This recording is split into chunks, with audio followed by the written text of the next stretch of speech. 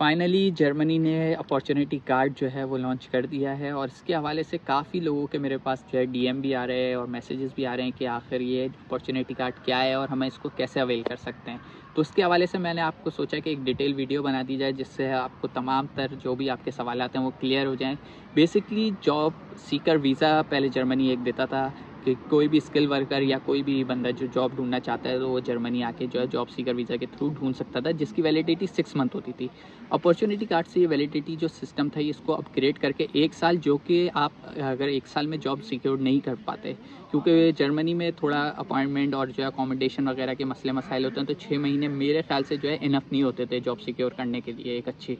तो इसको अपग्रेड करके 1 साल, और आपको इसको एक्सटेंडेबल भी है, ये 2 साल और 3 साल पे भी आप इसको एक्सटेंड कर सकते हैं। सो बेसिकली चांसन कार्टे जो अपॉर्चुनिटी कार्ड है इसकी 3 रिक्वायरमेंट है। अगर आप इन 3 रिक्वायरमेंट पे पूरा उतरेंगे तो आप कंप्लीटली इसके लिए एलिजिबल हैं। ये क्योंकि एक स्कोर बेस्ड सिस्टम है और स्कोर बेस्ड सिस्टम में अगर आप ये 3 चीज़ों पे उतरेंगे तो आप इसको स्कोर किसी भी किस्म का चेक करने की ज़रूरत नहीं है। So basically first thing is कि आपकी जो जर्मन लैंग्वेज है वो A1 लेवल की होनी चाहिए, या तो आपकी इंग्लिश लैंग्वेज वो B2 लेवल की होनी चाहिए। अराउंड वो 5.5 to 6 बैंड्स बनते हैं इंग्लिश लैंग्वेज के। सेकंड थिंग इज़ आपके पास यहाँ पे 12,324 यूरो का जो है एक ब्लॉक अकाउंट होना चाहिए, या तो आपको कोई जर्मनी से स्पॉन्सर करे आपका फ्रेंड या रिलेटिव, या तो आप जो है पाकिस्तान से ही जर्मनी में कोई पार्ट टाइम जॉब सिक्योर कर आएँ।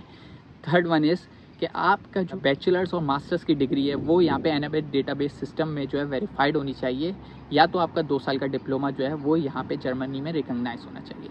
सो बेसिकली तमाम तर जो मालूमात है चांसन कार्टे के हवाले से वो मैंने इस फ्लो चार्ट के अंदर समराइज़ कर दी है। इसको आप देख भी सकते हैं और इसका स्क्रीनशॉट लेके आप जो है बेहतर तौर पे समझ भी सकते हैं।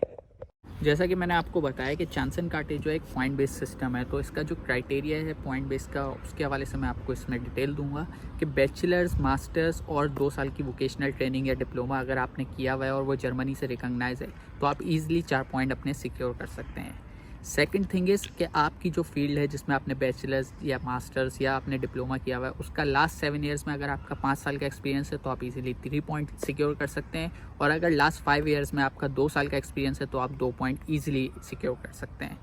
थर्ड वन इज़ कि आप अगर शॉर्टेज ऑक्यूपेशन में जो जर्मनी में शॉर्टेज है उसके हवाले से अगर आप जो है किसी फील्ड से ताल्लुक़ रखते हैं तो आप इजीली 1 पॉइंट उसका भी सिक्योर कर सकते हैं। लैंग्वेज के हवाले से मैं आपको बताऊंगा कि आपने अगर A1 या B2 किया हुआ है इंग्लिश में तो आपको कोई पॉइंट इसके हवाले से नहीं मिलता। अगर आपने A2 किया हुआ है तो आपको 1 पॉइंट एक्स्ट्रा, B1 किया हुआ है तो 2 पॉइंट एक्स्ट्रा, और B2 किया हुआ है तो 3 पॉइंट एक्स्ट्रा आपको मिलेंगे। ये सारे जर्मन लैंग्वेज में।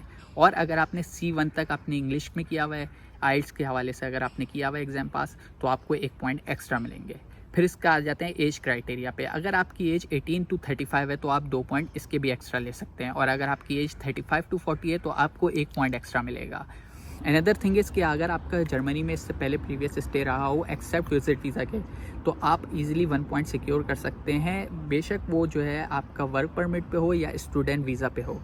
एक्सेप्ट के विजिट वीज़ा ना हो तो आपको 1 पॉइंट एक्स्ट्रा मिल सकता है।